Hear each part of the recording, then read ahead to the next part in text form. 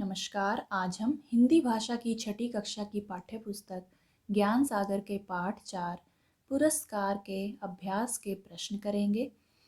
Video आपको कैसा लगा कमेंट करके ज़रूर बताइएगा। तो आइए हमारा पहला प्रश्न जो कि पाठ में से है शुरू करते हैं। रामनगर में कितने विद्यालय थे? वे प्रत्येक वर्ष मिलकर कौन सा उत्सव मनाते थे?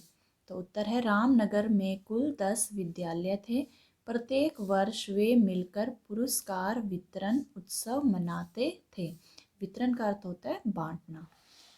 अगला प्रश्न, सत्यपाल के घर में कौन कौन था? उत्तर है सत्यपाल के घर में उसकी एक छोटी बहन और बूढ़ी दादी थी। अगला प्रश्न, चंचल ने सत्यपाल को अखबार बेचने का क्या उपाय बताया? उत्तर है चंचल ने सत्यपाल को अखबार फटाफट बेचने का तरीका बताते हुए कहा कि 2-4 चटपटी खबरें जोर जोर से दोहराओ और छोटी मोटी चोरी की खबरों को नमक मिर्च लगाकर बड़ी खबर बना दो। इस तरह तुम्हारे अखबार जल्दी ही बिक जाएंगे। अगला प्रश्न,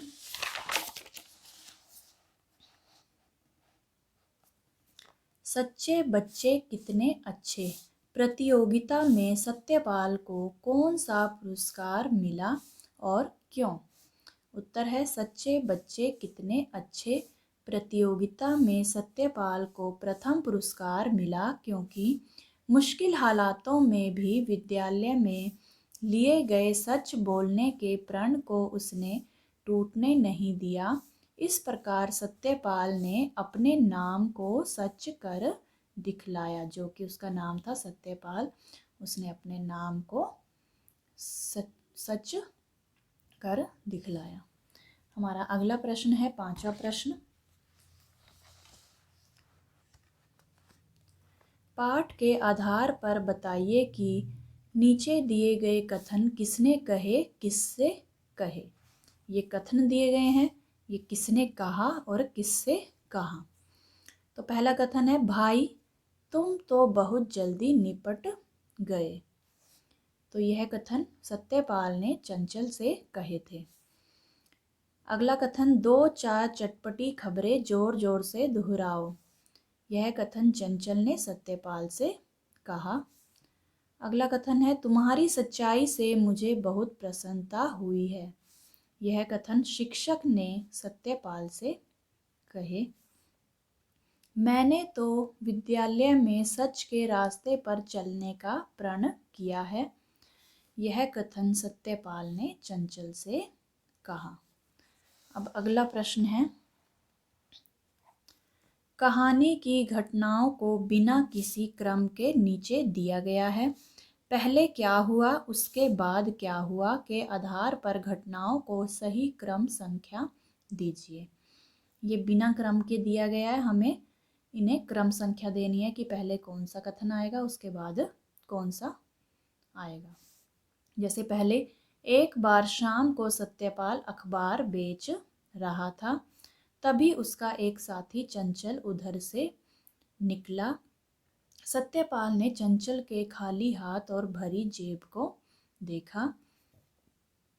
चंचल ने कहा, 2-4 चटपटी खबरें जोर जोर से दोहराओ।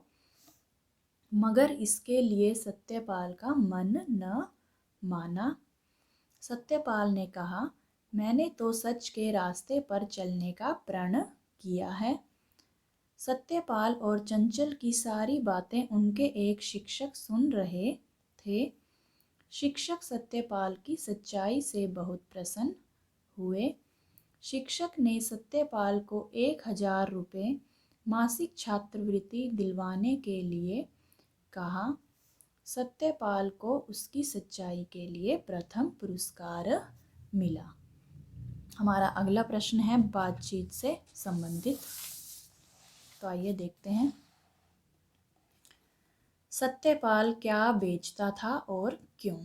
तो उत्तर है सत्यपाल सुबह शाम अखबार बेचता था क्योंकि उसके ऊपर अपनी बूढ़ी दादी और छोटी बहन की जिम्मेवारी थी। साथ ही साथ इस कमाई से वह अपनी पढ़ाई का खर्च भी उठाता था। सत्यपाल के जो माता पिता हैं वो नहीं थे, और उसकी एक बूढ़ी दादी और छोटी बहन थी जिसकी जिम्मेवारी भी सत्यपाल पर ही थी, इसलिए वह सुबह शाम अखबार बेचता था और अपनी पढ़ाई का खर्च भी निकालता था। सत्यपाल में आपको क्या क्या गुण नज़र आए? तो उत्तर है, सत्यपाल में मुझे सच्चाई, ईमानदारी, बड़ों के प्रति आदर भाव, अपनी जिम्मेवारी को समझना तथा मुश्किल परिस्थितियों में भी धैर्य से काम लेना आदि गुण नज़र आए। अगला प्रश्न, किसी उस प्रतियोगिता के बारे में बताइए जिसमें आपको कोई पुरस्कार मिला हो। तो इसका उत्तर है, मुझे खेल प्रतियोगिता में प्रथम पुरस्कार मिला था। अगला प्रश्न, यदि आपको विद्यालय में प्रतियोगिताओं के आयोजन की जिम्मेवारी दी जाए तो आप कौन सी प्रतियोगिताओं का आयोजन करना पसंद करेंगे और क्यों?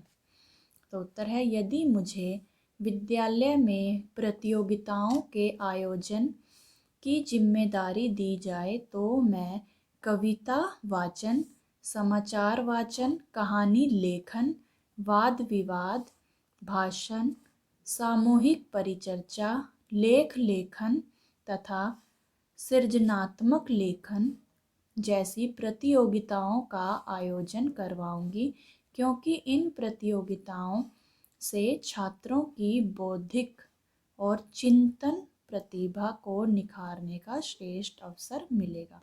चिंतन यानी कि उनके सोचने समझने की जो शक्ति है उसे बाहर आने का मौका मिलेगा और उनकी बुद्धि का भी विकास होगा।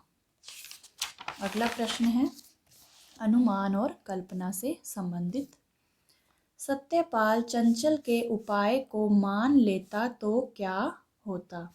उत्तर है, सत्यपाल यदि चंचल के उपाय को मान लेता तो उसका विद्यालय में लिए सच के रास्ते पर चलने का जो प्रण है वह टूट जाता और उसे उसकी सच्चाई के लिए प्रथम पुरस्कार नहीं मिल पाता और कोई भी आगे से उस पर भरोसा नहीं करते। कि अगर वह सत्यपाल जो है चंचल के उपाय को मान लेता, एक तो उसका प्रण टूट जाता जो उसने प्रण लिया था कि मैं सच्चाई के रास्ते पर चलूँगा, और दूसरा उसे फिर उसकी सच्चाई के लिए प्रथम पुरस्कार नहीं मिल पाता, और यदि वह झूठ बोलकर अखबार बेचता तो एक दिन, 2 दिन, 4 दिन उसकी अखबार बिक जाती, लेकिन बाद में जब लोगों को उसकी सच्चाई का पता लगता कि यह अखबार बेचने के लिए झूठ बोलता है जबकि अखबार में ऐसा कुछ भी नहीं है, तो लोगों का उस पर से भरोसा उठ जाता और उसके शिक्षक को भी बहुत ही बुरा लगता कि हमारा जो छात्र है वह झूठ बोलता है, सच्चाई के रास्ते पर न चलकर झूठ के रास्ते पर चलता है। अगला प्रश्न, यदि तुम चंचल की जगह होते तो सत्यपाल को क्या सलाह देते और क्यों? उत्तर है, यदि मैं चंचल की जगह होता तो मैं सत्यपाल को सच्चाई के रास्ते में चलते हुए अखबार बेचने की सलाह देता, क्योंकि जो व्यक्ति सच के रास्ते पर चलता है उसे एक न एक दिन सफलता अवश्य ही मिलती है। कि जो व्यक्ति जो है सच के रास्ते पर चलता है उसे देर से ही लेकिन सफलता जो है ज़रूर मिलती है। थोड़ा समय ज़रूर लग जाता है लेकिन सफलता उसके कदम चूमने लगती है यदि वह सच के रास्ते पर चलता है। हमारा जो अगला प्रश्न है भाषा की बात से संबंधित, आइए देखते हैं। पाठ में आए कोई 4 युग्म शब्द छांटकर उनका वाक्यों में प्रयोग कीजिए। ये जो शब्द लिखे हैं, कुछ कुछ, बैठे बैठे, बहुत बहुत, जोर जोर, तो ये युग्म शब्द हैं, ये जो पाठ में ही आए हुए शब्द हैं ये। अब इन्हीं से हमें वाक्य बनाने हैं। जैसे कुछ कुछ का वाक्य क्या बनाया हमने, बीती घटना के विषय में राम को कुछ कुछ याद आने लगा। अगला है बैठे बैठे। बैठे बैठे मेरी कमर में दर्द होने लगा। बहुत बहुत सत्यपाल की सच्चाई के लिए सभी ने उसे बहुत बहुत बधाई दी। जोर जोर, इसका वाक्य क्या बनाया, अचानक जोर जोर से वर्षा होने लगी। अगला प्रश्न, पाठ में से कोई तीन तीन अनुस्वार और अनुनासिक वाले शब्द लिखिए। अनुस्वार वाले शब्द, जो बिंदी वाले शब्द होते हैं उन्हें कौन से शब्द कहते हैं, अनुस्वार शब्द कहते हैं, अंग की बिंदी वाले शब्द। और अनुनासिक वाले शब्द कौन से होते हैं, चंद्र बिंदु वाले शब्द। तो ये पाठ में ही आए हुए हैं। अनुस्वार वाले पहले देखते हैं, सुंदर, संयोगवश, अंक। और अनुनासिक यानी कि चंद्र बिंदु वाले शब्द, सांझ, मुँह, गूंज। तो ये है अनुस्वार यानी बिंदी वाले शब्द, और ये अनुनासिक यानी कि चंद्र बिंदु वाले शब्द। आगे बढ़ते हैं हमारे अगले प्रश्न की ओर, जीवन मूल्य से संबंधित। गांधी जी राजा हरिश्चंद्र सदा सत्य बोलते थे, कि गांधी जी और राजा हरिश्चंद्र सदा सत्य बोलते थे। पाठ में सत्यपाल ने भी सच्चाई का साथ दिया। तो अब प्रश्न देखते हैं, सत्य की सदा ही जीत होती है, विचार कीजिए। इसका उत्तर है, सत्य की सदा ही जीत होती है। इस विचार से मैं पूरी तरह सहमत हूँ, क्योंकि मनुष्य भले ही सच को छुपाने की कितनी भी कोशिश क्यों ना कर ले, एक ना एक दिन सच सामने आ ही जाता है। इसलिए हमें सदा सच बोलना चाहिए, कि कभी भी हमें झूठ नहीं बोलना चाहिए, हमेशा सच के रास्ते पर ही चलना चाहिए। अगला प्रश्न, हम सबको जीवन में आई कठिन परिस्थितियों में भी सदा सच बोलने का प्रण क्यों लेना चाहिए।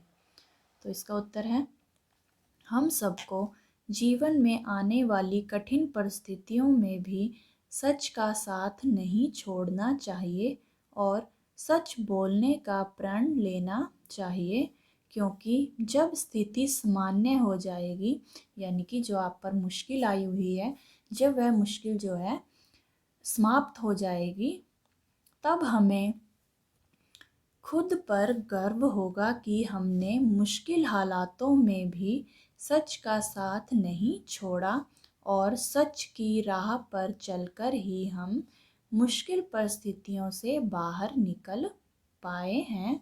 और हमारे जानकार, मतलब जितने भी हमारे सगे संबंधी हैं, हमें जानने वाले हैं, वे भी हमारे विचारों से प्रभावित होकर अपने आचरण में सत्य बोलने के प्रण को शामिल करेंगे, कि उन्हें हमसे जो है प्रेरणा मिलेगी और वो भी अपने स्वभाव में, अपने आचरण में सत्य बोलने के प्रण को शामिल करेंगे, कि हम भी आपकी तरह सत्य की राह पर चलेंगे।